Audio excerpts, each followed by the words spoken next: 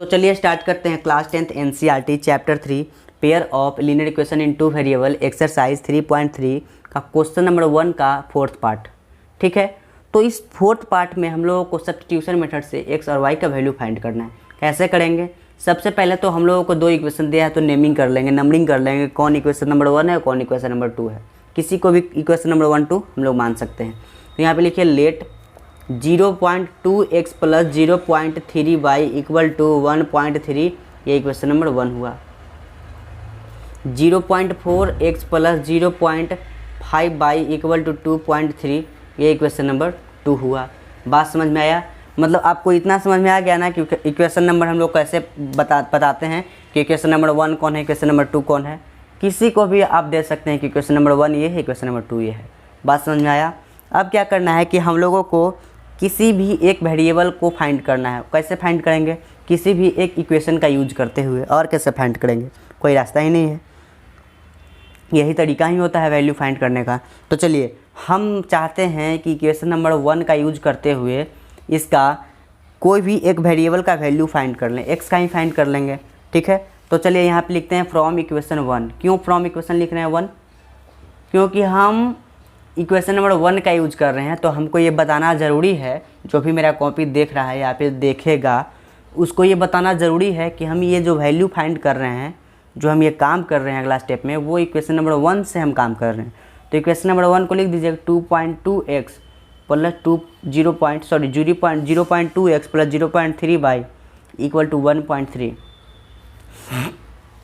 एक बात और कि बहुत सारे लोग ये सोच रहे होंगे कि हम इक्वेशन नंबर 1 लिखे हैं फ्रॉम इक्वेशन नंबर 1, तो क्या हम इक्वेशन नंबर 2 लिख सकते हैं? हाँ, तो जो ऐसा सोच रहे हैं कि इक्वेशन नंबर 1 हम लिखे हैं तो आप इक्वेशन नंबर 2 लिख सकते हैं या नहीं, तो उनके लिए हम बोलेंगे कि हाँ, आप कोई भी इक्वेशन से सोल्व कर सकते हैं। इसमें कोई भी ज़रूरी नहीं है कि हम इक्वेशन नंबर 1 से बनाए हैं तो सब लोग इक्वेशन नंबर 1 से ही बनाएंगे, ऐसा कुछ ज़रूरी नहीं है। ठीक है, ऐसा भी नहीं ज़रूरी है कि हम इक्वेशन नंबर 1 से बनाए हैं तो आपको यूट्यूब पे जितना भी वीडियो मिलेगा वो इक्वेशन नंबर 1 से ही मिलेगा, ऐसा कुछ होता नहीं है। बस अपने हिसाब से कि हमको इक्वेशन नंबर 1 सोल्व करना ईजी है, इसलिए हम इक्वेशन नंबर 1 को उठाए हैं। सोल्व करने के बाद ही एक्स या वाई का वैल्यू आता है। तो देखिए कैसे सोल्व करेंगे आपको बता रहे हैं हम। सबसे पहले तो इक्वेशन नंबर 1 को हम उठाए हैं, तो हम क्या करेंगे कि सबसे पहले इसको पॉइंट को उड़ाएंगे। कैसे उड़ाएंगे? जब इस पॉइंट को आप उड़ाएंगे तो नीचे एक शून्य आएगा। कैसे आता है आपको पता है ना?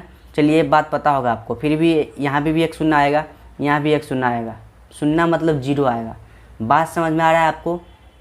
पॉइंट को उड़ाने, पॉइंट के बदले 1 दे दीजिए और उसके बाद जितना भी अंक है उतना 0 बैठाइए। तो उसके बाद कितना अंक है? सिर्फ 2 है, मतलब 1 अंक है तो 1 0 बैठाइए। एक और रहता तो 1 0 और बैठाते नीचे। बात समझ में आ रहा है ना? इसी प्रकार से यहाँ भी पॉइंट के बदले 1 लगाएं और 3 एक अंक है तो 1 अंक यहाँ लगाएं। फिर पॉइंट उड़ाएं तो 1 लगाएं। फिर उसके बाद कितना अंक है? 1 है तो 1 लगाएं। बात समझ में आ रहा है?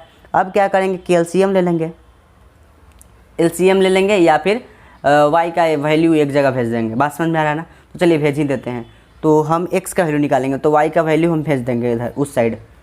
0.2 सॉरी पॉइंट क्यों लगाएं हम, 2/10x प्लस, पहले प्लस नहीं देंगे, इसको हम उधर भेज देंगे 13/10 माइनस का 3/10। इतना समझ में आया? बाई भी ना। चलिए अब क्या करना है कि हम लोगों को सोल्व करना है। सोल्व कैसे करेंगे?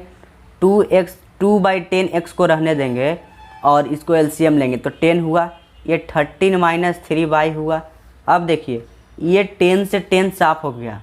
इस तरह से कटता है। आप लीनियर इक्वेशन 8-9 में पढ़े होंगे तो आपको पता है, ऐसा बात नहीं है। ठीक है, अब देखिए यहाँ पे क्या बचा? 2x equal to 13 minus 3y, यही बचा ना। तो चलिए x का वैल्यू यहाँ से निकालेंगे तो 2 को नीचे भेजेंगे तो 13 माइनस 3/2। इतना समझ में आया आपको? ये इक्वेशन नंबर 3 आकर तैयार हो गया। बात समझ में आया आपको? इक्वेशन नंबर 3 कैसे आया? चलिए अब हम इस इक्वेशन का वैल्यू मतलब x का वैल्यू इक्वेशन नंबर 2 में पुट करेंगे। क्यों? क्योंकि हम इक्वेशन नंबर 1 का यूज करते हुए x का वैल्यू निकाले हैं, तो अब हम इसी x का वैल्यू इक्वेशन नंबर 2 में पुट करेंगे। इक्वेशन नंबर 1 में नहीं पुट कर सकते हैं क्या? नहीं पुट कर सकते हैं। अगर पुट कर दिए तो गलत हो जाएगा। बात समझ में आया? चलिए तो स्टार्ट करते हैं। इक्वेशन नंबर 2 में पुट करते हैं। Putting the value of x in equation number 2। Equation number 2 क्या है वो लिख लेते हैं पहले। इक्वेशन नंबर 2 है हमारे पास 0.4 x plus 0.5 y equal to 2.3, यही आया ना, हम ये लिख लिया नीचे, ठीक है।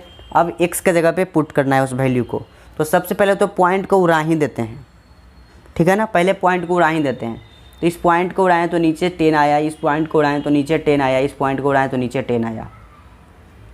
ये आया 4x/10, ये आया 5/10, ठीक है ना, इक्वल टू 23/10, इतना आया।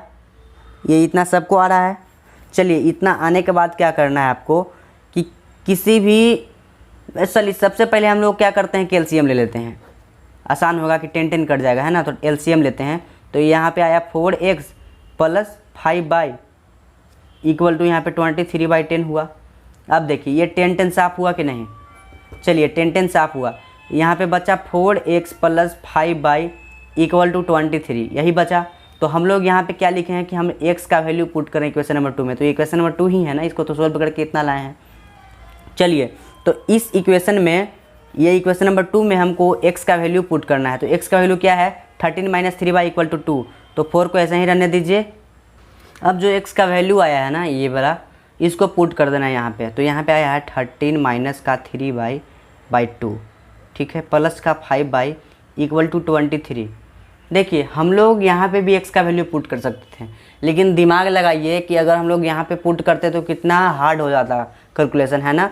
तो मैथ बनाइए तो सबसे पहले उसको इजी बना लीजिए, उसके बाद उस पर काम करना स्टार्ट कीजिए। तो इजी बन गया ये, तो यहाँ पे हम काम करना स्टार्ट कर दिए, x का वैल्यू अब पुट किए, ठीक है ना।